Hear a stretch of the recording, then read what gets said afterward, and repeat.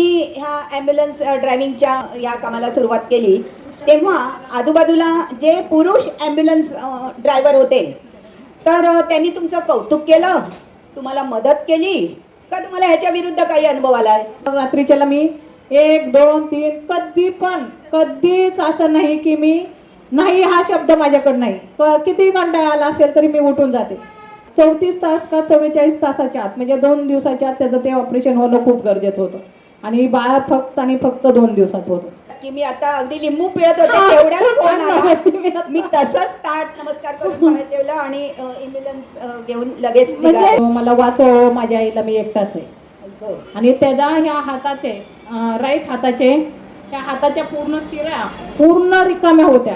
अशा या दोघी जिगरबाज महिला एकटीने मृतदेह घेऊन त्या 600 किलोमीटरचा प्रवास करतात. आपलं दैनंदिन जीवन जगत असताना असंही कोणी बाहेर जगत असतं हे आपल्याला कोणी माहीतच नसतं. आपण कल्पना पण करू शकत नाही. वास्तव जीवनातील ह्या दोघी खऱ्या नायिका आहात. तुम्ही खरंच खऱ्या नायिका आहात. खरंच तुमच्यातनं गुण सगळ्यांनी घेण्यासारखे आहेत. तर त्या पुण्याला असतात आणि एवढ्या कार्यक्रमाकरता 2 बॉडीज उचलून नंतर इकडे येणं हे काही म्हणजे सोपी गोष्ट नाही आहे.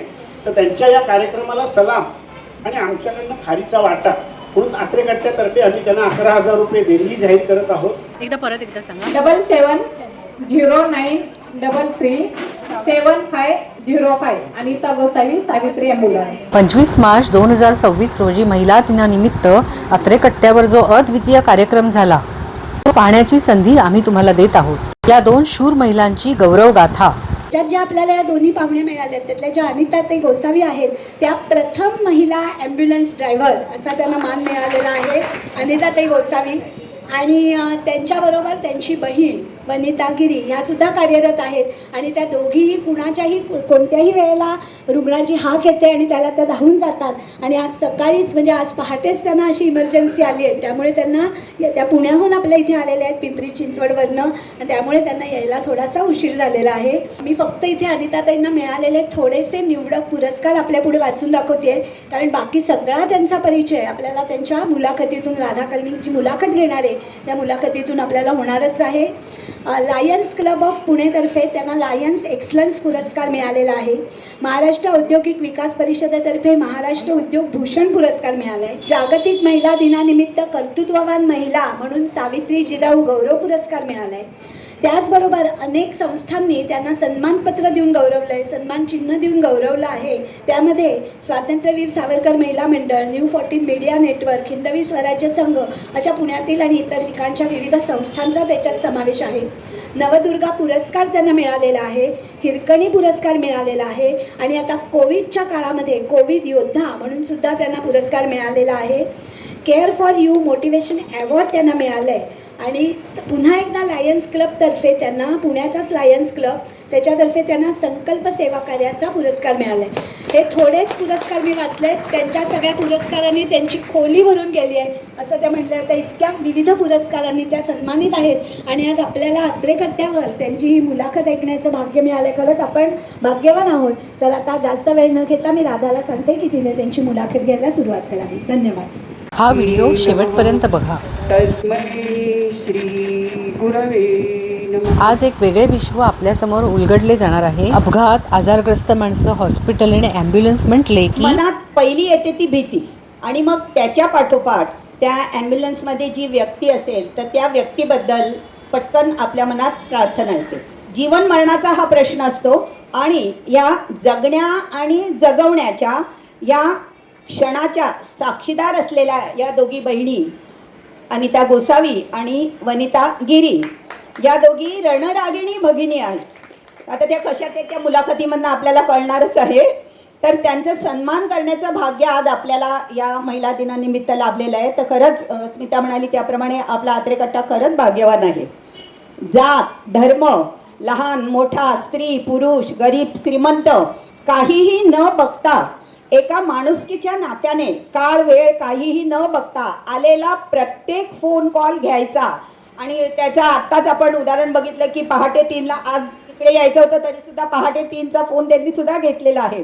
तर असा प्रत्येक फोन कॉल घ्यायचा कोणाच्याही मदतीला धावून जायचं, गाडीत मृतदेह किंवा अत्यवस्थ रुग्ण घेऊन रात्री अपरात्री शेकडो किलोमीटरचा प्रवास करायचा आणि जमला तर प्रत्येक जीव वाचवायचा, एवढाच विचार करणाऱ्या या दोघी बहिणींनी पुरुषप्रधान अशा या क्षेत्रामध्ये आपला एक वेगळाच ठसा उमटवला आहे.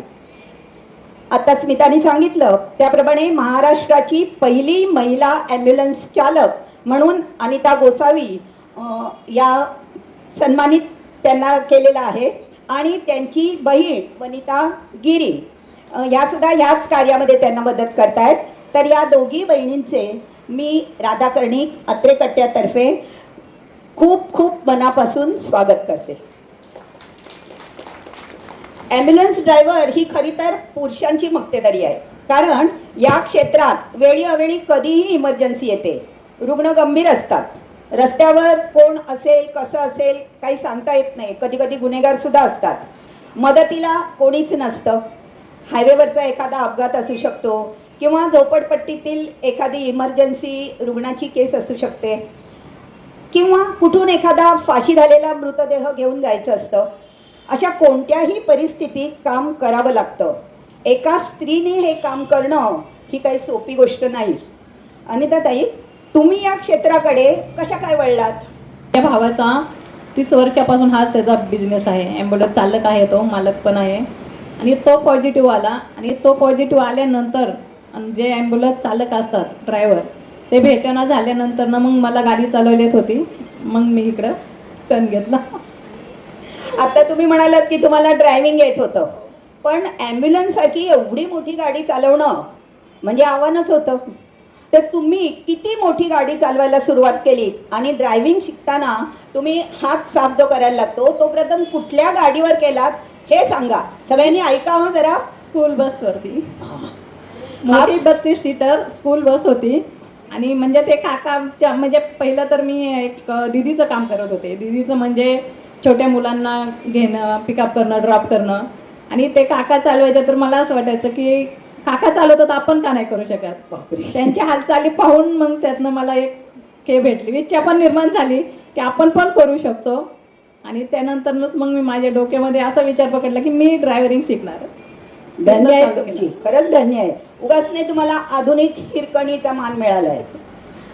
वनिताताई, तुमच्याकडे किती गाड्या आहेत? तुमच्याकडे म्हणजे भावाकडे आणि तुमच्याकडे मिळून टोटल आमच्याकडे 10 गाड्या आहेत. आणि तुमच्या या ॲम्ब्युलन्स सर्व्हिसचं नाव काय आहे? सावित्री ॲम्ब्युलन्स. हां, मम्मीचं नाव आहे माझ्या. तुमच्या आईचं हे नाव आहे, बरोबर. म्हणजे तुमच्या आईच्या नावाने 30 वर्षापूर्वी हा बिझनेस तुमच्या भावाने सुरू केला, हो बरोबर? हो. तुम्ही कोणत्या भागामध्ये ही ॲम्ब्युलन्स सर्व्हिस देता?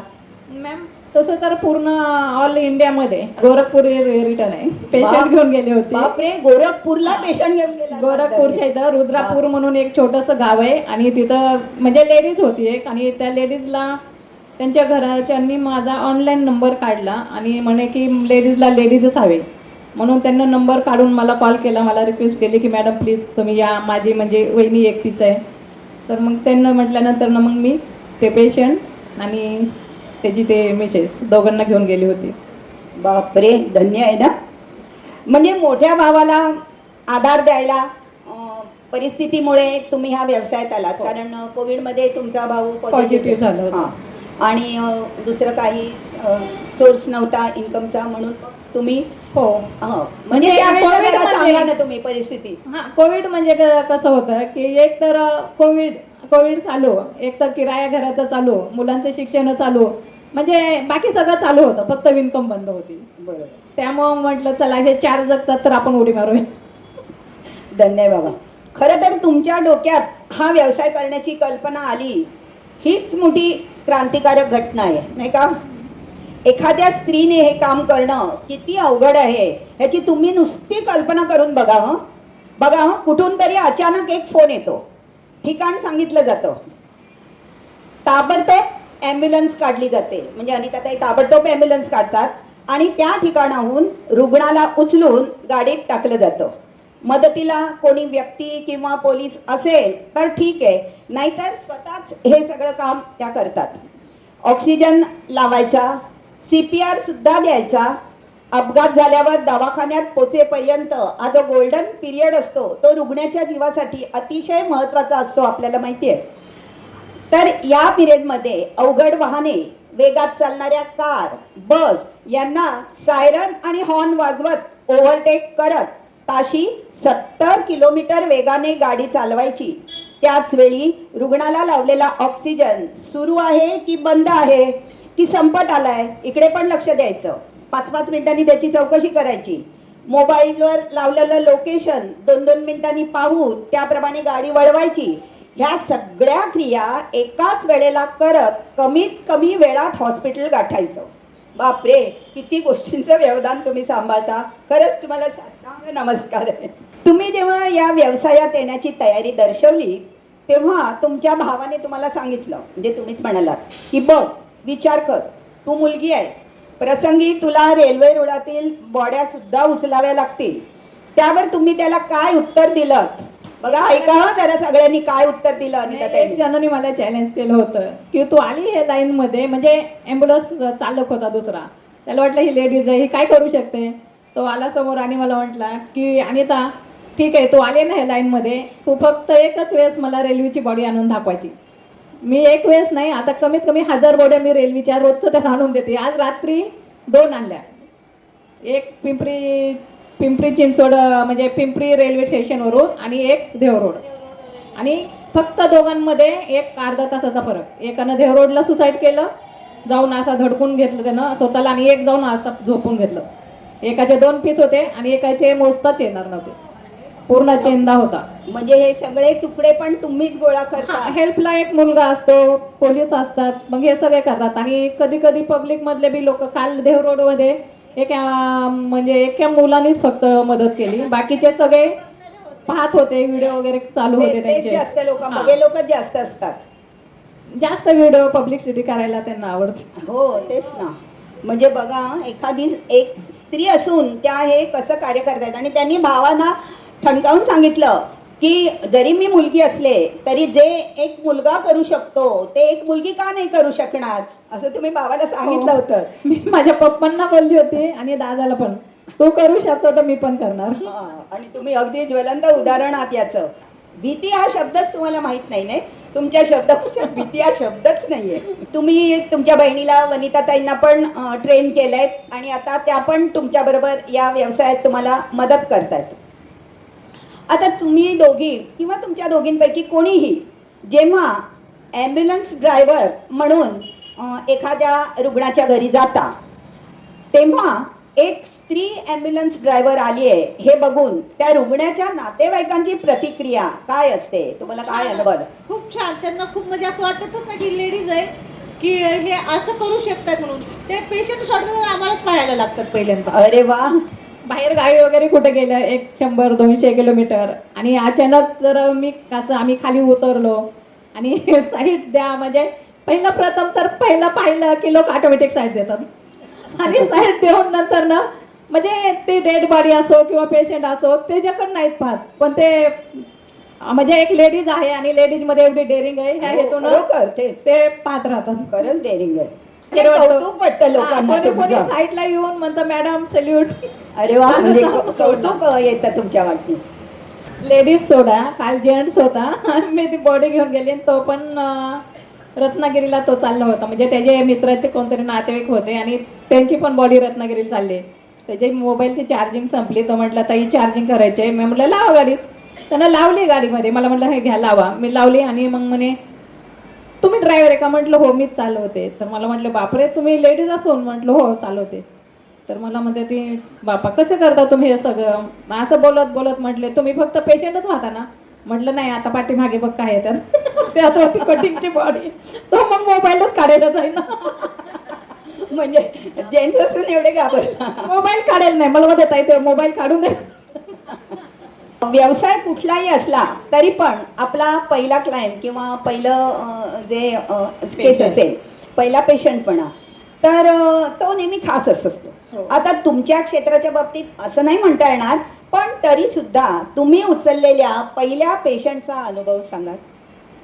पहिला पेशंट तर म्हणजे एक कोविड पॉझिटिव्ह दादा होते आणि त्यांना रुपीनगरमधून घेऊन तिथेच नेहरू नगरला कोविड सेंटरला सोडायचं होतं. त्या पेशंटला म्हणजे दादा पॉझिटिव्ह आला आणि वरनं सारखा प्रेशर येऊ लागला की ड्रायव्हरला द्या, ड्रायव्हर द्या. मग दादा तर म्हणजे तो खूप धडपड करत होता ड्रायव्हर भेटण्यासाठी, पण त्या काळात असं होतं की कोणी ॲम्ब्युलन्स म्हटलं तर नावानंच भेट होतं हॉस्पिटल ॲम्ब्युलन्सच्या. यायला तयार नाही म्हटल्यानंतर मी गेले जेव्हा ते दादाच्या घरी, तर त्यांची माझी म्हणजे ओळख होती थोडीशी, दादाचा मित्रच असल्यामुळं. तर मग आणि तर तू म्हटलं हो आम्हीच. मग पहिला पेशंट तोच, ते दादाच होते. ते म्हणजे काय म्हणतात ते लमानी समाजाचे आहेत. हां, राठोड आडनाव होतं, त्यांना घेतलं होतं आणि ते पहिलं पेशंट माझं. आणि दुसरं पॉझिटिव्ह पेशंट होतं, म्हणजे दोघं जण म्हणजे आजी आणि आजोबा होते आणि पॉझिटिव्ह होतं. तर त्यांना तिथंच वायशेमवरला बेड नव्हतं म्हणून वायशेमवरून ओजेस हॉस्पिटलला न्यायचं होतं. आणि दुसऱ्या गाडीमध्ये आजी होत्या आणि माझे ते मेन म्हणजे माझ्या गाडीत आजी होत्या, त्या खूप सिरियस होत्या. आणि आता ते तर म्हणजे शेवटचे क्षण मोजत होत्या, 10 लिटर ऑक्सिजनवर होत्या. आणि त्यांची मुलगी डॉक्टर होती मेन, आणि ती पाठीमागे, फक्त त्यांना बेड भेटत नव्हता. त्या कारणाने त्यांचा जीव म्हणजे पहिला पेशंट माझ्या गाडीमध्ये मृत्यू होणारी ती आजी. आणि त्या आजी म्हणजे अचानक पहिलाच पेशंट त्यांचं म्हणजे पहिलंच मी पेशंट सोडायला पण चालले, ते दादा झालं आणि दुसरं हे. आणि ते अचानक ते म्हणजे मी जिथं टर्न घेणार गाडीला हॉस्पिटलला, तिथंच ती एकदम लेडीज जोरात किंकळली. आणि मी म्हटलं काय झालं, मला वाटलंच काहीतरी झालं. मी पाठीमागं पाहिलं, म्हटलं ताई काय नाही म्हटलं थोडंसं. तर ते म्हटले मी डॉक्टर आहे म्हटले, मला समजतंय काय झालं ते. आणि तिथं नेलं डायरेक्ट डिक्लेअर केलं. पण तरी सुद्धा तुम्ही त्यांच्या मुलीला म्हणजे धीर देत धीर होते. देत होती. मग त्या रात्री तुम्हाला झोप आली का हो? नाही, त्या रात्री मला खूप वाईट वाटलं की म्हटलं माझ्या गाडीमध्ये पहिलं म्हणजे एक ते पेशंट आणि दुसरं ही आजी, आणि त्यांच्या दोघांना म्हणजे बेड भेटण्यासाठी एवढी तगमग त्या मुलीनं केली होती. ती डॉक्टर असून तिला बेड कुठं भेटत नव्हता. आणि भेटला तर शेवटी त्या आजी वाटेमध्येच रस्त्यामध्ये त्यांना जीव सोडला. त्यावेळेला ते कोविडमध्ये परिस्थितीच तशी होती हा, ना? मग झोप येणं कसं म्हणजे समोरासमोर सारखं ते आजी आणि ते म्हणजे ती मुलगी खूप मोठ्याने ओरडली होती गाडीमध्ये. ते मग ते कानामध्ये माझ्या तेच घुमणार ना. तुमच्या पहिल्याच केसचा अनुभव खरंच खूप वेगळा आहे. ऐकून सुद्धा अंगावर आपल्या शहारा आला ना? नाही, मला पण खूप वाईट वाटलं होतं. म्हणजे मला हे वाटलं की माझ्याकडून ते पेशंट तिथपर्यंत पोहोचलं गेलं नाही. म्हणजे असं कुठंतरी असं वाटायचं की मी उशीर केला का. पण मी जेवढं होईल तेवढं, तर कारण कोविडमध्ये रोड खाली होते, जेवढं माझ्या परीनं जमेन तेवढं मी गाडी फास्ट घेतली तुम्ही होती. मॅक्झिमम प्रयत्न हो. केला. तुम्ही या क्षेत्रामध्ये आलात तो कोविडचा अगदी पीक काळ होता. त्यामुळे जिवंत पेशंटच्या व्यतिरिक्त तुम्ही डेड बॉडीज सुद्धा खूप उचलल्या असतील. तर आतापर्यंत साधारण किती डेड बॉडीज तुम्ही उचलल्यात? मी पॉझिटिव्ह डेड बॉड्या 285 उचलल्या होत्या बापरे. पॉझिटिव्ह. आणि ते पण फक्त आणि फक्त 1.5-2 महिन्यात. म्हणजे 2 महिने कंप्लीट व्हायला माझे मुलं ओरडायला लागले, मम्मी बस कर आता तू बस घरात जरा. म्हणून नाही तर day night me on duty होती. कोविडमध्ये आम्ही कधी गिझर बंद केलंच नाहीये, कारण आम्ही गेलो पेशंट सोडून घरी आलो की पूर्ण आमचे कपडे वगैरे आम्ही म्हणजे लहान मुलं होते, आई वडील होते, त्यामुळे आम्ही आलं की पहिलं स्वतःला सॅनिटायझर करायचं आणि बाथरूममध्ये जायचं पूर्ण ह्याने म्हणजे कडक. केसापासून सॅनिटायझर ते पायापर्यंत. आणि त्यामुळं मग ते केसाची पण वाट लागून सॅनिटायझर 24 तास हाताला पायाला, हाताची अशी स्किन निघून गेली होती सॅनिटायझर वापरून. नाही मॅडम, मी कधी पीपी किट वापरलं नाही. फक्त एक जण मला म्हटले, असेच आले होते ते कुठले तरी चॅनेलवाले, यूट्यूबवाले, ते म्हणे मला फक्त पीपी किटवर एक फोटो द्या. आणि फर्स्ट टाइम मी पीपी किट वापरलं 2 वेळेस. पण नंतरच्या वेळेस जेव्हा आपण रिवर्स घ्यायला मागे करतो तर ते पूर्ण अखंड असतं ना, तर मग ते रिवर्स परत एवढ्या गरमीमध्ये ते पीपी किट पूर्ण अंगातनं घाम. मग मी पीपी किट बंद केलं आणि फक्त हँड ग्लोव्ज, कॅप आणि सॅनिटायझर, बस एवढंच. पूर्ण ह्यात मी पीपी किट वाढत, कारण पेशंटला आम्ही ते मशानभूमीमध्ये नेऊन त्या लाईटीच्या ह्याच्यावर बी ठेवत होतो ना, त्या टायमिंगला तिने नाही पण आम्हाला पीपी किट वापरावंच लागायचं, कारण तिला रिवर्स घ्यायचा असतो, गाडी चालवायची असते, त्यामुळे ते पूर्ण गरम व्हायचं. त्यामुळे ती नव्हती पण आम्ही वापरत होतो. आणि तुम्ही एकट्याच डेड बॉडी घेऊन चालल्यात, तर अशा वेळेला तुम्हाला कधी भीती वाटली आहे? फर्स्ट टाइम म्हणजे एक मुलगा होता 26-27 वर्षाचा, तो कमीत कमी 6-6.25 फूट असं होता, टेचरवरती बसत नव्हता आणि पॉझिटिव्ह बॉडी होती. आणि त्यात म्हणजे तो खूप हायटर, आणि माझी पहिली गाडी होती त्यात टेचर बरोबर माझ्या पाठीमागे होता आणि मी समोर, आणि ते टेचर आणि मी असं टच व्हायचं एकदम. तर तो खूप हायटर असल्यामुळं मग तो पाठीमागे होता आणि मामा लोक होते दोघं जण. ते म्हणे ताई तुम्ही या घेऊन, आम्ही तुम्हाला इथं मदत करू स्मशानमध्ये. आणि डेड बॉडी होती. मग मी म्हटलं चला मी जाईन, मी घेऊन तर जाऊ शकते, पण ते एकदम नवीन असल्यामुळे ह्या क्षेत्रामध्ये एकदम माझ्याकडून ब्रेक लागला. तसं तो येऊन मला असं टच केलं, मला वाटलं हा उठला हवा. ती तर खूप फर्स्ट टाइम भीती वाटली. नाहीतर नंतर आता आमुषा रात्र पण ते असं थोडासा पडदा, पण मग मी पडदा का काढला की पाठीमागचं रिवर्स घ्यायला ते पडद्यामुळे फक्त एवढं थोडंसं फिल्म राहायचं तर त्यानं दिसायचं नाही, मग ते मी काढलेलं होतं डायरेक्टली. म्हणजे असं पॉझिटिव्ह आहे असं मला कधी वाटत नव्हतं आणि कधी मला त्याचा त्रास पण झाला नाही. तुम्हाला हे काम करताना अनेक चित्तथरारक अनुभव आले असतील. असे काहीतरी एक दोन अनुभव तुम्ही सांगा, कारण तुमचा प्रत्येक अनुभवच इतका थरारक आहे. माझे अनुभव म्हणजे माझ्याकडं जास्त मी म्हणजे पेशंटपेक्षा जास्त डेड बॉडी, आणि ते पण दिवसा कमी रात्रीचं जास्त. रात्रीच्याला आणि जास्त मी रेल्वेच्या बॉड्या माझ्याकडे असतात, कारण की हे सगळे ड्रायव्हर लोक असतात ते रात्रीचा फोन उचलायला कानपूर करतात, झोपीच्या नादात असतात. मग माझा फोन ऑन असतो 24 तास. मग आता बघा रात्री पण काल खूप दमली होती, तरी पण मी रात्री ते 2 केस केल्यानंतर एकाला DC द्यायचा. DC म्हणजे 4A फॉर्म असतात, ज्यानं बिना पोस्टमॉर्टम केल्या बिना बॉडी आपण हे करू शकतो, विधी करू शकतो. तो तुमचा त्या मनोरुग्णाची केस घेऊन गेले होते तो सांगा ना अनुभव. अक्षरशः मला वाचून काटा आला होता अंगावर. म्हणजे काय झालं होतं असंच रावेतला, म्हणजे मला जास्त पिंपरी चिंचवडच्या पोलिसांचं खूप सहकार्य लागतं आणि त्यांना पण माहिती आहे. जेंट्सला कॉल केला तर जेंट्स काही कोणी फोन उचलत नाही. ते कधी म्हणजे आता म्हणजे एक निमित्त असतं की हे गाडीत बॉडी न्यायची तर ते ड्रिंक करायलाच हवी, हे ते एवढं निमित्त झालं तर ते म्हणे ड्रिंक केलेले असे ते काय असेल त्यांचे एक्झॅक्ट, मग त्यांना काही फोन उचलत नाहीत. म्हणून पोलीस जास्त जेवढे होईल तेवढे पिंपरी चिंचवडमधले पोलीस फोन करतात आणि माझा फोन 1 ते 2 रिंगला माझ्याकडे असतो आणि उचलते पण. मी किती खूप जमलेले असू द्या किंवा कंटाळा येऊ द्या काही असो, त्या टायमिंगला त्यांच्या टायमिंगला जाते तर त्यांना माहिती आहे की ताई कधी पण अर्ध्या रात्री येते. तसंच मग रात्रीचं मला 12:30 पावणे 1 वाजता एक फोन आला 12:30ला रावेत पोलीस स्टेशनवरून. आणि तिथलं रावेच्या इथंच लंडन ब्रिज म्हणून एक हे आहे, ब्रिज आहे नदीवरती, आणि एक इकडं मुकाई चौकात जाणार रोड आहे आणि मध्ये सिग्नल आहे. त्या सिग्नलवर एक जण माणूस आपलं काच असते काच घेऊन नरडं कापत होता स्वतःचं, आणि कापून तो म्हणजे ते ब्लड ते खूप झालं. कोणीतरी पाहिलं, मग त्यांना पोलिसांना कॉल केला, पोलिसांना मला कॉल केला. मी गेली, मला वाटलं कोणीतरी असं कापलं असेल त्याचं नरडं आणि आता एवढं आपल्याला टाईम नसतो, आपल्याला फोन काय एमर्जन्सी लवकर या. तर मी गेली, पटकन त्याला टाकलं. एक प्रायव्हेट हॉस्पिटल आहे, ते म्हणे की खूप ब्लडिंग होते तिथं घ्या.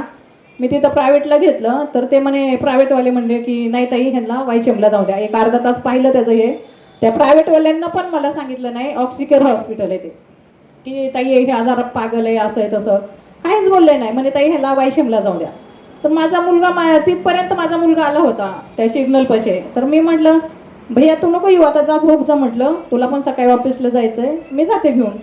तर त्या हॉस्पिटलवाल्याने सांगायचं ना की हा पागल आहे काय आहे असं काही मनोरुग्ण होत. तर काहीच सांगितलं नाही. मी ते उचललं टाकलं आणि तो थोडंसं 100 मीटर जाईपर्यंत शांत झोपला आणि परत उठून तो लागला नसे वेडे काय कराय, ए महाद्या असं तसं जोरात ओरडाय. मी त्याला म्हणते दादा तुम्ही झोपा, मी तुम्हाला लगेच पोहोचवते असं तसं.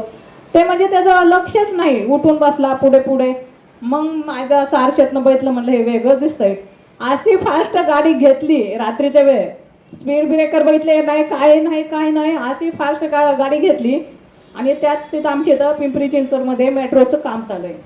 तिथं म्हटलं आता गाडी स्लो झाली, हा बिडला किंवा पुढं आलाय तर काही खरं नाही. म्हटलं नरडं बिरडं धरलं तर तरी पण मला माहीत नाही. मला वाटायचं की मी म्हणते दादा तुम्ही शांत राहावा, तुमचे घरचे येतात, काही नाही म्हणजे त्याचं लक्षच नाही कुठल्या गोष्टीचं. मी वाईशमला फक्त 15 मिनिटात गाडी पोहोचवली होती, कमीत कमी 16 किलोमीटर अंतरावरून. आणि पोहोचवला आणि मी पटकन घामाघूम झाली, मी पटकन खाली उतरली. दरवाजे लॉक केलेले होते आणि माझा दरवाजा मी ओपन ठेवत असते कधी बी की आपण पटकन खाली उतरू शकतो काही इमर्जन्सीला. मी उतरली, दार उघडलं तर तो मला म्हणायचा दार उघडून दे ना. तर मी ते उघडा म्हणायचा दरवाजा, मी ओपन करून देणार तर त्यानं मी बसलेल्या सीटवरून तिथनं उडी मारून बाहेर पळाला. पळाला आणि पळत पळत सुटला आणि तिथं एक हाफ मर्डरची केस आलेली होती वायशम हॉस्पिटल, गव्हर्नमेंट हॉस्पिटल आहे मोठं. तर तिथं खूप सारे लोक होते, पब्लिक होती. तर ते पळालं तर सगळे लोक तिथले सिक्युरिटी ते सगळे त्याच्या पाठीमागे पळतात. हा पुढं पळतोय आणि हा पळाला अंधार बघून तिकडच्या साईडला गेला. तिथं एक फरशीचा तुकडा घेतला आणि तुकडा घेऊन कापत होता आणि त्यानं आपली करगई जाईन असं इथं होल पाडलं होतं गळ्याच्या इथं आणि होल पाडून असा ओढत होता तो.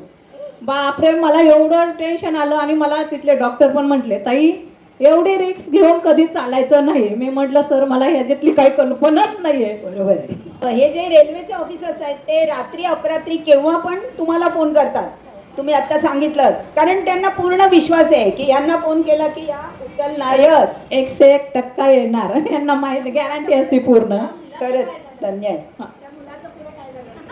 नाही मग त्याला तिथं घेऊन गेलो मॅडम. तिथं गेलं मग ते सगळी सिक्युरिटी त्याच्या पाठीमागं, त्याला पकडला 10-15 लोकांनी. परत जे हाफ मर्डरसाठी लोक जमलेली होती पब्लिक, त्या लोकांनी पण त्याला म्हणजे त्याच्या मागं पळाले. कोणी कोणी पाहिलं होतं ना कुणीकडे गेलेला, तिथनं पकडून आणला आणि नेऊन बेडवर टाकला. तर आपल्या ते कॉटननं बांधलं त्याचे हातपाय ओरडतोय म्हणून. ते कॉटन त्यांना असा दणक्यात तोडत होता आणि ते तोडून मग तो ऐकना काय होणार असलं जोरात सगळ्या पेशंटला तकलीफ व्हायला लागली, ओरडायचा जोरात. काही म्हणायचा मला मरून द्या, ए महाद्या तू कुठे, म्हणजे महादेवाला आवाज द्यायचा देवाला. परत काही वेगळे चाळे करायचा. मग त्यांना बेडशीट असतं का हॉस्पिटलचं पांढरे बेडशीट, त्यांना 2 बेडशीटनं पाय बांधले आणि 2 बेडशीटनं हात बांधून झोपीचे इंजेक्शन देऊन ते सकाळी शुद्धीवाल्याने नातेवाईकांना कॉल केला. नातेवाईक तळेगावमध्ये होते, मुलगा आणि त्याची बायको.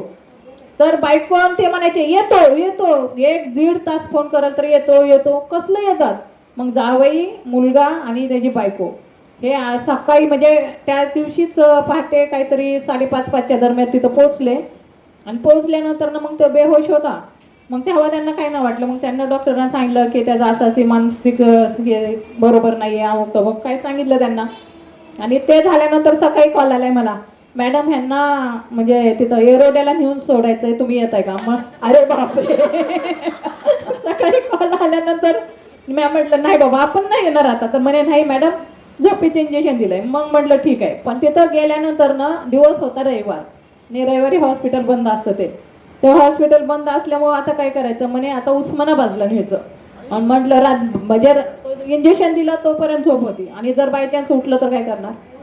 म्हटलं इथं कुठे तर तुम्ही ऍडमिट करा आणि सोमवारी सकाळी इथंच हे करून टाका. तुम्हाला दोघींना असं कधी वाटतं का की आपण या क्षेत्रामध्ये आलो, हा आपला निर्णय चुकला, किंवा आपण का या क्षेत्रात आलो, असं कधी वाटलंय तुम्हाला? कधीच नाही. ग्रेट. मला खूप उलटा खूप अभिमान वाटतो की जेव्हा मी जाते कुठे पण, जेव्हा मी बाहेर गावी जाऊ किंवा पुण्यामध्ये कुठे जाऊ, जेव्हा मी जाते सिग्नलला झालं कुठं झाले लोक सॅल्यूट करतात, एवढी इज्जत देतात.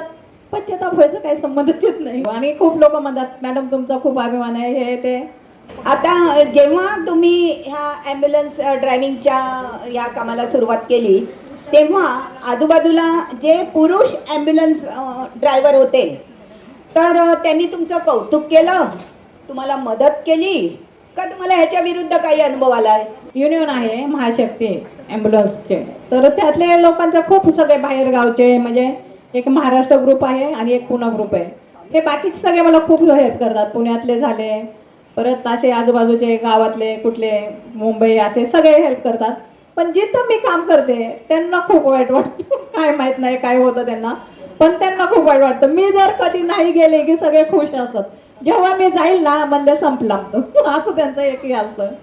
पण तुम्हाला जरा असा वाईट अनुभव पण आलाय एक, म्हणजे तुम्हाला त्रास देण्याचा त्यांनी प्रयत्न केला होता? तर 2-3 म्हणजे खूप म्हणजे असं होतं की त्यांना त्यांच्या खांद्याला खांदा लावून एक लेडीज काम करते आणि ते लेडीज त्यांना तिथं नको होती. मग त्यांना असं कोणीतरी असं गाडी आडवी लावणे आणि त्या क्षेत्रात नवीन असल्यामुळं मग असं थोडीशी भीती राहते ना की कोणाची गाडी घासते काय होते. मग आता माझी गाडी अशी लावली तर पुढे अशी आडवी गाडी लावल्यानंतर मी इमर्जन्सीला कसं काढणार. म्हणजे खूप सारा त्रास पण दिला तिला 2-4 जणांना. पण 2-4 जणांनी खूप हेल्प केली. एक तिथला साबळे म्हणून आहे, परत एक अंकुश दादा म्हणून, तो पण त्यानं खूप हेल्प केली मला नेहमी. म्हणजे मला ह्या क्षेत्रामध्ये आणलं माझ्या भावाने, पण काम करायला शिकवणारा तो अंकुश दादा होता. त्यानं मला म्हणजे हाताला धरून शिकवलं की अनिता हे असं कर, हे असं कर, हे असं करायचं असतं. त्यानं पण खूप हेल्प केली मला. परत संजीव भाऊ कुलकर्णी हे दोघं चौघांनी हेल्प केली आणि दोघं चौघांना खूप वाईट वाटायचं की ही का आली इथं. पण तुम्हाला त्रास द्यायला त्यांनी प्रयत्न केला होता, ते जरा सांगा ना, कसा त्रास दिला होता तुम्हाला ते. एक साकोरे म्हणून म्हणजे तो ड्रिंक वगैरे खातात आहे जास्त. बरेचसे तुम्हाला म्हटलं ना की एक निमित्त लागतं ड्रायव्हर लोकांना की आम्ही एवढं हार्ड काम करतो मग आम्हाला ड्रिंक करावं लागते, हे ते असं काही नसतं. आता ते त्यांना एक निमित्त आहे. आता आम्ही पण तेच करायचं होतं का, तर त्यानं ड्रिंक केली होती आणि मग त्याला असं कोणीतरी आणखी 4 जणांनी भडकवलं. तिथले आहेत जरा 2-3 जण भारत ॲम्ब्युलन्सवाले, त्यांना म्हणजे वाईट वाटायचं मी आलेले, तर त्यांना त्याला भडकवलं. मग ह्यानं एक दिवस आडवाला की तुम्ही इथं यायचं नाही, तो अशी करते तशी करते, म्हणजे त्याला एक म्हणतात ना की आपण कुठे निघलं की कोणीतरी आडता पाय टाकणार असणार. त्यानं दिला होता त्रास, पण ते सांगणं पण योग्य वाटत नाही. त्याला ना म्हणजे भावानीच ते का ॲम्ब्युलन्स लाईनमध्ये त्यांनीच आणलं होतं.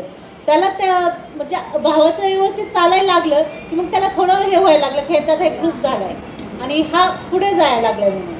म्हणजे लाईनमध्येच एखादी जर लेडीज जर आपल्यावरती वर चढ काम करत असेल आणि त्यानंच मला हे पण केलं होतं, चॅलेंज केलं होतं की तू रेल्वेची बॉडी एकच उचलून आणायची आणि तो पहिला तो उचलायचा. आता त्याला कोणी कॉलच करत नाही, कारण की तो माझं कसं असतं की एक बॉडी आहे, एक पेशंट आहे किंवा इमर्जन्सी पेशंट पण पडलेले असतात, तर मी कधीच असं म्हणत नाही की त्याचे वारस आहेत किंवा नाहीत.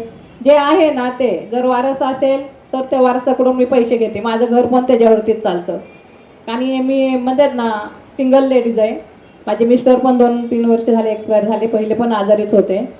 तर मग ते मला माझं म्हणजे मला काम करण्याशिवाय पर्याय नव्हता, ते तर आहे. आणि मग त्यात मी असं वारस असो किंवा नसो मी असं कधी विचारत नाही. जर वारस असेल ठीक आहे, नसेल त्या पेशंटला न्यायचं, पोलिसांच्या मदतीनं त्याचं PM वगैरे करून घ्यायचं, पोस्टमॉर्टम. 3 दिवस बॉडी ठेवायची. त्या 3 दिवसाच्या आत कोणी आलं तर ती बॉडी त्यांच्या ताब्यात द्यायची. नाही आलं ती बॉडी घ्यायची, स्मशानमध्ये न्यायची, इलेक्ट्रॉनिकवरती त्याची विधी करायची आणि घरी जायचं. या सेवाभावी वृत्तीनंच तुमचं कार्य चालू आहे. किती वेळा असे पेशंट पण पडलेले असतात ब्रिज खाली, इकडं तिकडं, त्या पेशंटला पण नेऊन ॲडमिट करण्यापर्यंत मी करते. मग तिथंच असंच मग त्यांना वाईट वाटतं की ही लोकांना मदत पण करते आणि आज त्यांचं असं आहे की ही पुढं करते, म्हणून त्यांचे दोघांची माझ्याबद्दल खूप मोठी दुश्मनी आणि गैरसमज होते. डेड हाऊसच्या डॉक्टरांना त्यांना सगळ्यांना फुगवतात. तिथं एक डॉक्टर आहे, त्या डॉक्टरांना तर नेहमी फुगवत असतात. मग आता कधी लेडीज आहे, लेडीज म्हटल्यावर रात्रीच्याला मी 1, 2, 3 कधीच असं नाही की मी नाही हा शब्द माझ्याकडं नाही. किती कंटाळा आला असेल तरी मी उठून जाते. मग कधी वॉशरूमचं ह्याचं राहतं तर मग त्या डॉक्टरांना सांगायचे, मग ते टॉयलेट बंद करायला लावायचे. म्हणजे असे खूप सारे त्रास दिले, पण मी त्यांच्या बापाला पण भिले नाही. मी माझं काम चालू ठेवलं. खरंच ग्रेट असते तुम्ही, खरंच ग्रेट असते तुम्ही. तुम्हाला म्हणजे लोकांचा, गर्दीचा किंवा पोलिसांचा कधी त्रास होतो का हो? पोलिसांचा कधीच नाही. हा गर्दीचा होतो. कधी रिक्षावाल्यांचं काय असतं की पहिलं मला जायचंय तेवढं थोडंसं कधी होतं. नाहीतर मग बऱ्यापैकी लोकांना सायरन चालू असेल तर लोक साईड करून देतात. म्हणजे ताई तुमचा एखादा अनुभव सांगा ना. छोटं बाळ होतं, मला वाटतं 6व्या महिन्याचं होतं. ती मुलगी होती, तर त्या बाळाला NICU कुठेच भेटत नव्हतं. मी अख्खा पुन्हा पालतं केलं, म्हणजे 2 ऑक्सिजन सिलेंडर माझे संपले. अख्खा शेवटी कुठे भेटलं, मी घेतलं बाळ आणि एक आप्पा बारणे म्हणून हे आहेत ते आपले आमदार होते, त्यांच्या ऑफिसला नेलं. म्हणजे तुम्ही म्हणतायत ना की तुम्ही मुली वाचवा. मी पूर्ण दिवस त्या बाळासाठी घालवला, पण मला कुठेही NICU भेटले नाही, ICU भेटले नाही. आता मी काय करू तुम्ही सांगा. मॅनेजर आहेत ना, त्यांनी काय केलं, मग 2-3 ठिकाणी फॉर्म फिरवला, तेव्हा मला तिथे एक आउट हॉस्पिटलला ती जागा करून दिली. त्यानंतर तिथे काय 4 ते 5 महिन्यात म्हणजे दिवसात गेलं, ते फक्त 600 ग्रॅमचं बाळ होतं. बापरे, बरोबर. म्हणजे एक जीव वाचवण्यासाठी तुम्ही किती जीवाचा आटापिटा करता. एक आणलं होतं, छोटं बेबीच होतं, भीमाशंकर. आणि ते काही आदिवासी होते. ते लोकांना म्हणजे असे ठाकर समाजाचे होते, त्यांना काही समजत नव्हतं. आधी ससूनला गेले. तिथं त्यांना काही ते कुठली सर्जर पाहिजे होते, ते भेटले नाही. YCMला पाठवलं. ते ससूनवरून गाडी एक YCMला आली, त्याला 2 लिटरवर ऑक्सिजन चालू होता. तर ते तो म्हणला ताई माझ्या गाडीत ऑक्सिजन नाही, प्लीज तू ये, छोटं बिबे. मी माझी सुनबाई दोघीजणी शॉपिंगला गेलो. तिला सगळं शॉपिंगचं सामान हिच्या गाडीत टाकून दिलं आणि तिथनं ते बाळ आणि ते 3 लोक घेऊन पहिलं केमला आली. केमला पण बेड खाली नाही ICU खाली नाही. परत मुंबईमध्ये आणि शेवटी कुठल्या हॉस्पिटलमध्ये इथंच वाड्याला जागा भेटली. तर तिथं काय पद्धत आहे की ॲम्ब्युलन्सवाला पेशंट घेऊन आला की जोपर्यंत ते पेशंट ॲडमिट करून घेत नाही तोपर्यंत गाडी हलवायची नाही. पूर्ण रात्रभर एक तर मुंबईत फिरली. मुंबई माझ्यासाठी तेव्हा पूर्ण नवी होती, रोडची माहिती नव्हती, मॅप चालत नव्हतं. तिथं तिथपर्यंतच राहिलं, जिथनं मी लावलं तिथनं पर्यंत त्या ह्याच्यापर्यंत आलं. पण तिथं आलं तर ते केमला मॅप पण बंद झालं. मग आता करायचं काय? मग मी एक जणाला फोन केला तर तो म्हटला तिथं गेटवर जा आणि गेटवर जो एक हे बसलेले सिक्युरिटी त्याला फोन दी. त्याला त्यानं काय सांगितलं, त्यानं रोमिंग चालू केलं आणि नंतर मॅप चालू झालं आणि मग मी ते पेशंट फिरवत होते. आणि नंतर वाड्याला ॲडमिट केलं. ॲडमिट करून परत ते आता ते गावाकडचे लोक होते, ठाकर समाजाचे, त्यांना काहीच माहीत नाही. मग तिथली काही धावपळ असेल ते करून मला बाहेर घरी जायला तिथनं 1:30 वाजता निघली आणि मग पहाटे म्हणजे 6 वाजता मी माझ्या घरी पोचली. बापरे. आणि पूर्ण म्हणजे मुंबई माझ्यासाठी फर्स्ट टाइम आलेली मी त्या दिवशी मुंबईमध्ये. मग रात्रीचं एवढी झोप डोळ्यावर. परत मी विचार केला की आता मला एक्सप्रेस हायवेला लागायचं आहे, कसं लागायचं काय. MS 14 नंबरची गाडी दिसली, तुझ्या मागच मी पुन्हा गाठलं. ग्रेट आहात, खरंच डेअरिंगबाज आहात तुम्ही, खरंच डेअरिंगबाज आहात. बाळाला काय कोविड काय झालं होतं? बाळाला काहीतरी हृदयाचं हे होतं आणि त्याला 34 तास का 44 तासाच्या आत म्हणजे 2 दिवसाच्या आत त्याचं ते ऑपरेशन होणं खूप गरजेचं होतं. आणि बाळ फक्त 2 दिवसात होतं. आणि ते ठाकर समाजाचे आहेत लोक, त्यांना काहीच माहीत नाही. ते खूप मला त्यांना मदत केली, ते खूप भारी वाटलं. ॲडमिट करून घेतलं, ते बेड भेटला. मेन म्हणजे ऑक्सिजन संपला त्या वाड्याला. मग इथं तर दोन्ही हॉस्पिटलला घेतलं नाही. मग त्या वाड्याला गेली, मी ते बाळ घेतलं. मी त्या लेडीजला म्हटलं चल बाई तू माझ्या मागे. मी टेबलवर नेऊन ठेवलं बाळ. म्हटलं मॅडम माझा ऑक्सिजन संपलाय माझे आणि मी आता हे बाळाला घेऊन कुठं फिरू शकत नाही, तुम्हाला काय करायचं हे बाळ हे नातेवाईक. मग त्यांना ते ॲडमिट करून घेतलं. त्यावेळेस ऑक्सिजन किती ठेवता तुम्ही गाडीमध्ये? ऑक्सिजन 2 लिटरवर होता आणि 2 बॉटल होत्या. पण एमर्जन्सीला अचानक कॉल आला होता, 1 बॉटल संपली होती, एकच होता. आणि ते 1 बॉटल होता तो त्या म्हणजे तिथपर्यंत यायला पूर्ण होतं, ते बरोबर होतं. पण तिथं 2-3 तास त्या हॉस्पिटलमध्ये 1 तास, दुसऱ्या हॉस्पिटलमध्ये 1, वाड्यामध्ये पण म्हणजे येईपर्यंत तो संपत आला आणि थोडंसंच राहिलेलं बाकी. जर मी बाहेर कुठं घेऊन गेली असती तर त्याला बाळाला म्हणजे काही पण कमी जास्त होऊ शकत होतं त्यावेळेस. आणि असं तुम्ही प्रत्येक वेळेला अशीच अगदी निरपेक्ष भावनेने मदत करत असतात. म्हणजे बऱ्याच लोकांना हॉस्पिटलची प्रोसिजर पण माहीत नसते, तर ती पण तुम्ही त्याच्यात पण सगळ्यांना मदत करता. आता समज घरामध्ये कोणाची डेथ झाली, आता ते घाईघाईनं हॉस्पिटलला आणतात. हॉस्पिटलला आणलं, तिथं ECG केली, तिथं डिक्लेअर केलं. अचानक तुम्हाला सांगितलं की हा माणूस तुमच्यात नाही राहिला, तर त्यावेळेस मग ते त्यांच्या जवळचं नातेवाईक गेलेलं असतं, त्यांच्या जवळचं माणूस गेलेला असतं. मग त्यांची मनस्थिती बरोबर नसती. त्यावेळेस जर आपण माझ्या गाडीतलं पेशंट होतं, मी केलं आणि मला तर माहिती आहे हे असं आहे म्हणून, तर त्यावेळेस मी मदत करून म्हणजे त्यांचं पूर्ण प्रोसिजर करून PMची वगैरे नंतर तिकडं PM सेंटरला सोडून मग माझं दुसरे कामं मी हातात घेते. तोपर्यंत नाही. मग किती मला मध्ये काम आले तरी मी हात त्याला आवाज न देता पहिलं त्या माणसाची मदत करते समोर. कालच्या 1 जणाच्या अंगात एकाचे 2 पीस होते मधनं झालेले आणि एकाचा म्हणजे अंगावरती बोटभर कापड पण नव्हतं. दोन्ही जेंट्स होते. जे पहिला मुलगा उचलला तो 2006चा होता, तो 20 वर्षाचा होता. त्याच्या अंगावरती बोटभर कापड नाही, फक्त आणि फक्त वोटिंग कार्ड होतं आणि त्याच्यावर ॲड्रेस होता. तेवढ्यावरती म्हणजे ते आत्ता भेटले मी इकडे आल्यानंतर. आणि जे दुसरा उचलला त्याच्या ह्याच्यावरती लायसन होतं आणि लायसन त्याच्याकडे मोबाईल वगैरे असतात. पण कसं प्लॅटफॉर्मला बॉडी झाली म्हटलं की 4 असे झोपडपट्टीचे लोक फिरणारे असतात. मग काही मोबाईल वॉलेट असेल ते पटकन घेऊन जातात, चोरी करतात. तर मग ते बिचारे कधी कधी असेच व्यवहारात जातात जर त्यांचं बाय चान्स कोणीच नाही भेटलं तर.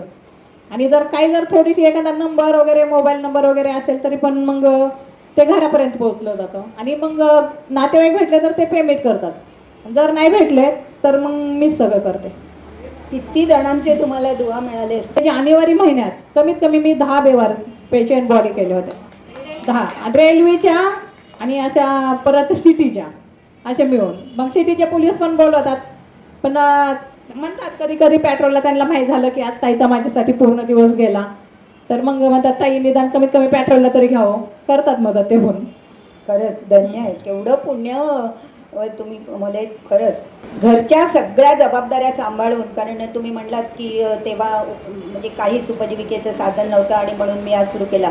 तर आणि त्याच्याबरोबर इतर बाईला ज्या जबाबदाऱ्या असतात त्या तर कराव्याच लागतात, सगळ्या सांभाळाव्याच लागतात.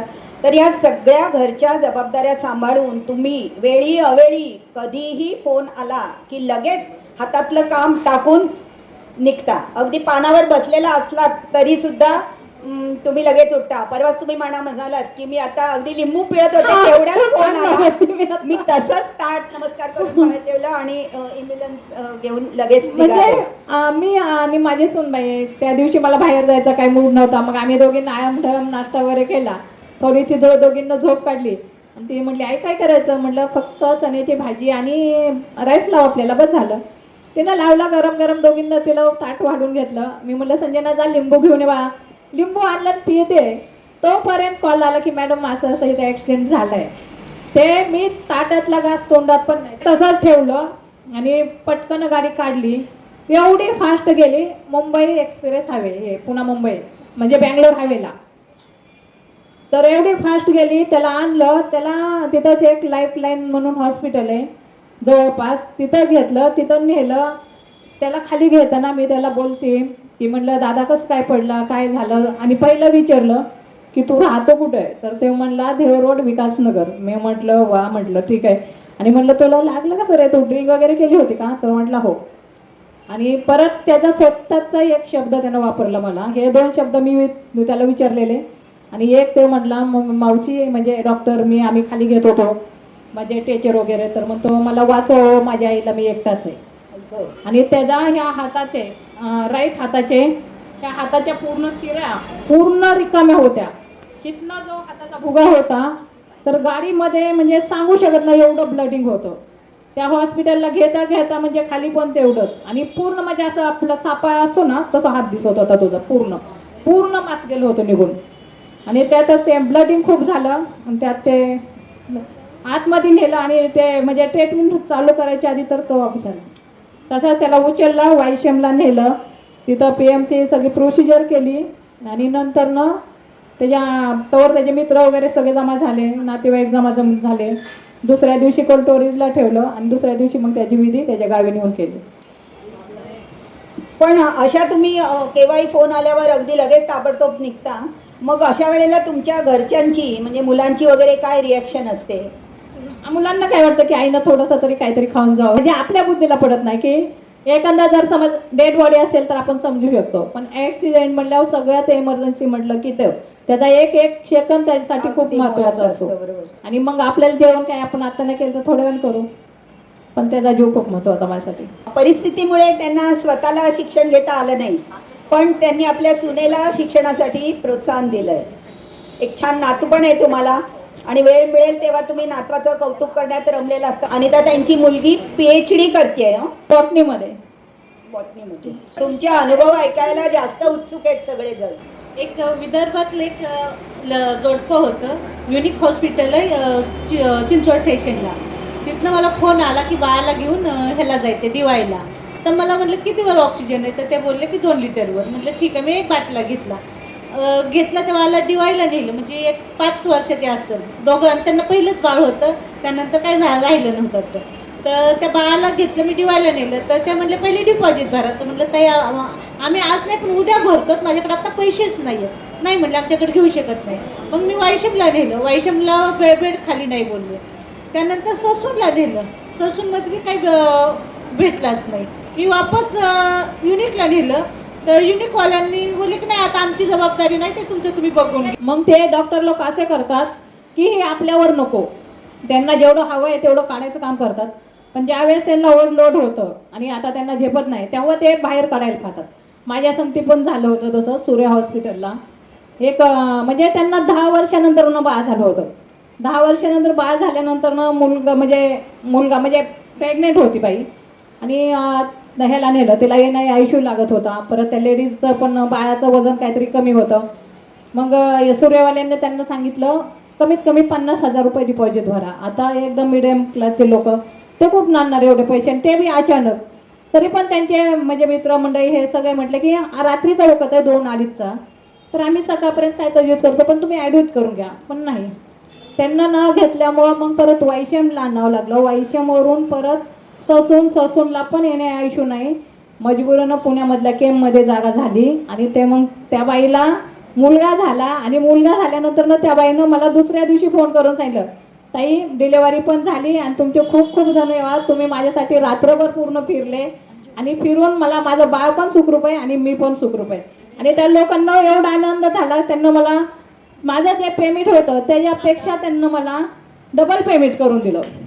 आणि मेन म्हणजे मला पेमेंटचं काही नाही, अशा वेळेस 10 वर्षानंतरनं बाळ होणं म्हणजे खूप महत्त्वाचं असतं ना ते. दुसरं एक असं होतं, म्हणजे ते म्हणतात ना हॉटेलमध्ये जे गाणे म्हणतात लेडीज डान्स बार, टिकरापूरला ते लेडीज जायची गाणी म्हणाय कुठल्या हॉटेलमध्ये. आणि त्यावेळेस तिचा मुलगा काहीतरी 1-1.5 वर्षाचा, त्याचा व्हिडिओ पण मी काढलेला आहे. तर तो मुलगा मला असंच एक ॲम्ब्युलन्सवाल्या चाकण त्या मुलाचा फोन आला, म्हणजे ताई असा रात्री 9-9:30ला असं बाळ आलंय आणि त्या बाळाला तिथं बेड भेटत नाही. मग मी गेली, त्यांना बोलली केलं, तर ते म्हटले की बेड खाली नाही आहे, तर 25,000 रुपये कमीत कमी डिपॉझिट भरा, पुण्यातलं पिंपरी चिंचवडचं. तर मग ते त्या मुलाची आई तिकडे आणि त्याचे वडील काहीतरी दुसरे होते. म्हणजे ती मुलगी होती फक्त आणि फक्त 18 वर्षाची आणि ते बाळ होतं 1 ते 1.5 वर्षाचं. आणि त्या बाळाचा बाप त्या दुसरा होता, जो दुसरा होता बाळ माणूस की मी त्याचे वडील आहे म्हणत होता, तो दुसरा होता आणि जन्मदाता देणारा दुसरा होता, असं काहीतरी होतं. तर त्या मुलानं मोठी भरलेली बकेट गरम पाण्याची अंगावर ओतून घेतली. आता 1.5 वर्षाचं बाळ कसं पाणी ओतून घेईल? तर मग असं कुठेतरी आपल्या मनामध्ये येतं की, तर म्हटलं नाही, पण बापाचा कसं करू शकतो. पण ज्यावेळेस तिच्याच लाईनमधल्या 2 मुली आल्या आणि त्या मुलींना सांगितलं की हा बाप वेगळा आहे आणि त्याचा खरा बाप वेगळा आहे, तर मग त्या दिवसाला घेतलं नाही. मग मी त्याला पुण्यामध्ये एक जळालेल्याचं हॉस्पिटल आहे, तिथं घेऊन जायला आम्ही तिथं गेलोय. त्या बाळाला ॲडमिट करायचं, त्याची आई तर नाही, शेजारचे 1-2 लोक आणि तिचे काय मित्र वगैरे असे कोणीतरी. तर घेऊन गेलं, तिचा फोन आला आईचा की तुम्ही बाळाला ॲडमिट केलं तर मी आत्महत्या करेन. हां. तर मग ती पोरगी मग तिच्या ज्या मैत्रिणी वगैरे होत्या म्हणजे म्हणे नको ताई, ससूनला घ्या. ससूनला गेलो, ससूनला 40 नंबर म्हणजे एमर्जन्सी वॉर्डमध्ये गेलो. मग ते बाळाला ॲडमिट करायला, खाली घ्यायला हे ते म्हणजे चांगला अर्धा-पाऊण तास तिथं गेला. परत त्या बाळाला मग मी एवढं फास्ट तिथलं केलं, ते बाळ म्हणजे एवढं छोटं बाळ आणि इथनं पुढं हे सगळं पूर्ण भाजलेलं लेकरू, ते एवढं ओरडायचं रडायचं आणि त्याला मलम पण लावला नाही. डिपॉझिट पहिलं भरा, एवढे नालायक लोक आहेत ते. आणि मग ते इकडं सूर्याला नको म्हटली, ससूनला नेलं, ससूनवाल्यांना घेतलं फटाफटा करून, कारण की त्या छोट्या बाळाची कोणाला पण माया येणार आणि एवढं छान दिसायला ते होतं. त्या बाळाला ॲडमिट करेपर्यंत मी पहाटे 3 वाजेपर्यंत तिथं होतं आणि त्याची आई आली आणि आई आल्यावरती नंतरनं मग ते बाळ ॲडमिट करून वरती वॉर्डमध्ये ठेवून आली. पण मग 2 दिवसांनी समजलं की ते बाळ गेलं आणि ते फक्त डॉक्टरांच्या आणि त्या आईच्या. झालं असतं थोडं कर्ज, पण बाळ नीट झालं असतं ना. तर त्या बाई जी बाळाची आई होती ना, तिच्या कानामध्ये ते फुलं होते आणि गळ्यामध्ये एक अर्ध्या तोळ्याचं काही होतं. ती गेली तिथं मोडलं आणि मग दिवाळीमध्ये पैसे भरले. ते पैसे भरल्यानंतर बाळाला ॲडमिट केलं. 1-2 दिवस बाळ राहिलं, पण त्या बाळाला उपचार लवकर लवकर नाही मिळाले, उशीर त्यामुळे झाला. मग ते बाळ हे झालं. तर मग मला परत फोन आला, ताई असं असं झालं, आम्हाला बाळाला घेऊन जायचंय. तर म्हटलं का बाळ तर व्यवस्थित होतं ना? नाही म्हटलं ताई, खूप सिरियस बाळ होतं. पण डॉक्टर लोकांनी हिथं मी पैसे घेऊन मी आमची हे केली. खरंच असं बघितलं की अगदी हो, ते देवगावला ते बीज होती, बीजसाठी ते आलेले होते. त्यांना 3 मुली होत्या, मुलगा नव्हता. पण ते बाबा असे होते की कुणी म्हणलं ना की तात्या मला 100 रुपये द्या, तर ते असेल नसेल ते द्यायचा. त्या माणसाला होती 12 एकर जमीन. तितकी जमीन त्यांनी असं कुणी मागेल तसं हे करून त्यांनी केलं आणि लग्न केलं मुलींचं. तर ते बाबा डेट झाले, त्यांच्यापाशी फक्त आधार कार्ड होतं. तर त्यांचं बाकी काहीच नाही आणि त्या गावाचं नाव होतं. तर पोलीस म्हणले आता काय करायचं आपण. तर माझे मामाचं गाव तिकडचं असल्यामुळे मी काय केलं, 2-3 जणांना फोन केला. तर दुसरा माझ्या बहिणीच्या मुलाने उचलला. म्हटलं मी मावशी तिथल्या सरपंचाचा नंबर दिला. मग त्याला आम्ही तो फोटो पाठवला. म्हटलं हो आमच्याच इथले बाबा. तर मग म्हटलं इकडं कोणी येत नाही का? तर बोलले नाही येऊ शकत, कारण तिथं त्यांचे 2 नातू होते, चुलत नातू. मग त्यांना पाठवलं. पण त्या मुलांचं बी काय होतं की दुसऱ्या दिवशी त्यांचं कुठेतरी इंटरव्ह्यू होता. तर म्हटलं मावशी तुम्ही जाऊ शकता का? तर म्हटलं ठीक आहे जाते. पण तिथले सरपंच आणि ते अख्खं गाव आलं. जावाई बोलले की नाही तुम्ही बेवारस म्हणून करून टाका. हो. पण तिथले जे सरपंच आणि ते भावकी होती त्या म्हणल्या नाही नाही काय असेल ते खर्च आम्ही देतो, तुम्ही त्यांना घेऊन या. म्हटलं ठीक आहे. तर मी जशी गाडी चालू केली तशीच त्या लोकांचं एक 5 मिनिटं झोप लागली तर साईडला घ्या, म्हणजे 5-5 मिनिटाला त्यांचं चालूच होतं 2 वाजेपर्यंत रात्रीचं. तर भूमच्या तिथे गाव होतं त्यांचं. तर मग तिथं गेल्यानंतर ते सरपंच आहे, त्या सरपंचला इतकं भारी म्हणलं वा पट्ट्या वाघ आहे म्हणलं तू, वाघीण. अगदी वागेल हो. खरंच. तर बोलले त्या माणसाने मला माझं पेमेंट सोडून 500 रुपये 1 रुपया मला एक्स्ट्रा दिलता की म्हणलं खरं. खूप आणि धाडशीचं काम केलं बोलले तुम्ही. अगदी खरंच. अशा या दोघी जिगरबाज महिला एकटीने मृतदेह घेऊन त्या 600 किलोमीटरचा प्रवास करतात. कधी कधी गाडीत फक्त मृतदेह असतो आणि या दोघी गाड्या चालवत असतात, म्हणजे वेगळ्या वेगळ्या दोघी जणी ॲम्ब्युलन्स ड्रायव्हिंगचं काम करतात. बरेच वेळा उपाशी पोटी असतात, दिवसभर कामात असल्यामुळे थकलेल्याही असतात आणि तरीसुद्धा त्यांच्या चेहऱ्यावर सतत हास्य. आता पण बघितलं दोघींचेही चेहरे इतके हसतमुख आहेत. तर त्यांचं या दोघी भगिनींचं आता या आपण वाघिणी, या दोघी वाघिणी आधुनिक हिरकणी, तर यांचं हे धाडस, गाडीचा वेग, तुमचं बोलणं, सामाजिक भान, तत्परता आणि आता मी म्हटलं त्याप्रमाणे मुख्य म्हणजे तुमच्या दोघींचा हसतमुख चेहरा, हे आपल्या सर्वांसाठी म्हणजे इतरांसाठी खरोखरच प्रेरणास्रोत आहे. आपलं दैनंदिन जीवन जगत असताना असंही कोणी बाहेर जगत असतं हे आपल्याला मुळी माहीतच नसतं, आपण कल्पना पण करू शकत नाही. वास्तव जीवनातील ह्या दोघी खऱ्या नायिका आहात. तुम्ही खरंच खऱ्या नायिका आहात. गरजूंना कोविड पिरियडमध्ये वाचवणाऱ्या अशा या गोल्डन भगिनींना अत्रे कट्ट्यातर्फे अभिवादन. तुमच्या या कार्यासाठी तुम्हाला मानाचा मुजरा. तुम्ही सदैव अशाच कार्यतत्पर राहोत आणि यासाठी परमेश्वर तुम्हाला भरपूर आरोग्य संपन्न आयुष्य देवो, हीच आमची सर्वांची सदिच्छा.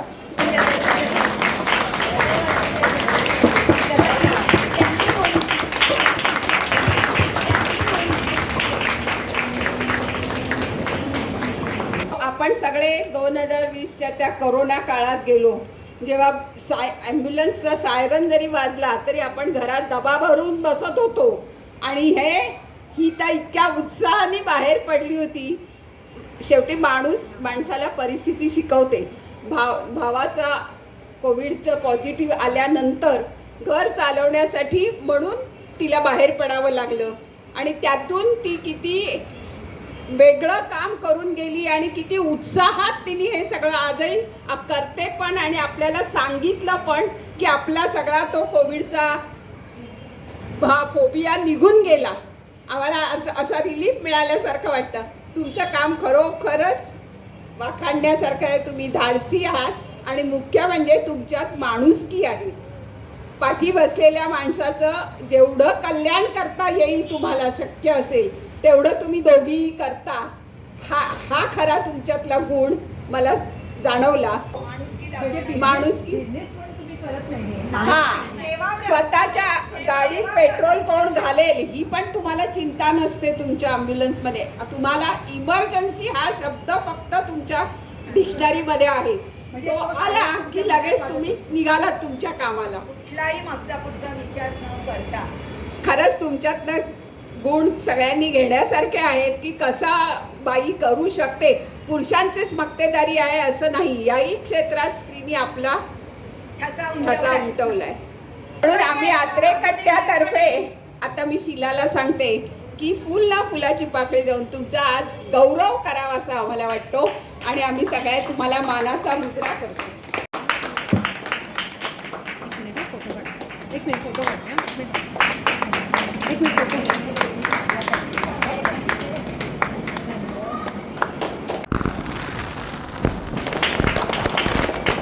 पुढचा कार्यक्रम आहे ना, हा असाच तुम्हाला सगळ्यांना आवडेल असा आहे. तो काय म्हणजे सायबर क्राईम. आपण सारखं हे नाव ऐकत असतो ना, तर सायबर क्राईमचे गुन्हे कसे होतात त्यासाठी काय खबरदारी घ्यायला पाहिजे ह्या संबंधी तुम्ही अनेक बघा व्हिडिओ बघत होता DD म्हणून डॉक्टर धनंजय देशपांडे हे महाराष्ट्र राज्य सायबर क्राईमचे अध्यक्ष आहेत आणि ते अट्रेकट्ट्यावर येत आहेत आणि ते आपल्याला माहिती देतात. पण हा कार्यक्रम या ठिकाणी होत नाही आहे. तर ह्याला हा मी वारकरी भवनात तुम्हाला माहीत असेल गजानन महाराजांचं मंदिर आहे तिथे वारकरी भवन आहे. तिथे ज्येष्ठ नागरिकांचा हॉल आहे. तिथे कृतज्ञता पुरस्कार अट्ट्याचा तिथे होतो. 8 एप्रिलला हा कार्यक्रम तिकडे आहे वारकरी भवनात. तेव्हा सगळ्यांनी या आणि नंतर तुम्ही त्यांना शंका पण विचारू शकता. आपल्या मनातला प्रश्नोत्तर पण आपण ठेवणार आहोत वेळ. तर हा कार्यक्रम आहे. तर आता मी याच्यानंतर राधाला राष्ट्रगीत म्हणण्याची विनंती करते. जनगण मन अधिनायक जय हे भारत भाग्य विधाता. पंजाब सिंध गुजरात मराठा द्राविड उत्कल बंग. विंध्य हिमाचल यमुना गंगा उच्चल जलधि तरंग. तब शुभ नामे जागे तब शुभ आशीष मागे. गाहे तव जय गाथा जनगण मंगलदायक जय हे भारत भाग्य विधाता. जय हे जय हे जय हे जय जय जय जय हे. भारत मातेचा विजय असो. अट्रेकट्ट्यावर आजचा जो कार्यक्रम झाला तर ज्याला आपण गोल्डन ड्रायव्हर्स म्हणूया किंवा त्या आपल्या भगिनी म्हणूया आपण त्यांना महिषासूर मर्दिनी त्यांनी आपल्याला ॲम्ब्युलन्स चालवतात त्या आणि त्याच्यामध्ये त्यांचं खरंच कौतुक आहे. तर त्या पुण्याला असतात आणि एवढ्या कार्यक्रमाकरता 2 बॉडीज उचलून नंतर इकडे येणं हे काही म्हणजे सोपं गोष्ट नाही आहे. तर त्यांच्या या कार्यक्रमाला सलाम आणि आमच्याकडनं खारीचा वाटा म्हणून अत्रेकट्ट्यातर्फे आम्ही त्यांना 11,000 रुपये देणगी जाहीर करत आहोत. ही आमची छोटीशी मदत समजा. आणि आम्ही बऱ्याच लोकांना इच्छा असते द्यायची तर त्यांनाही तुमचं आम्ही रिकमेंड करू. तुमचं तुम्ही नंबर इथे सांगा. 7709337505. एकदा परत एकदा सांगा. 7709337505 अनिता गोसावी सावित्री ॲम्ब्युलन्स.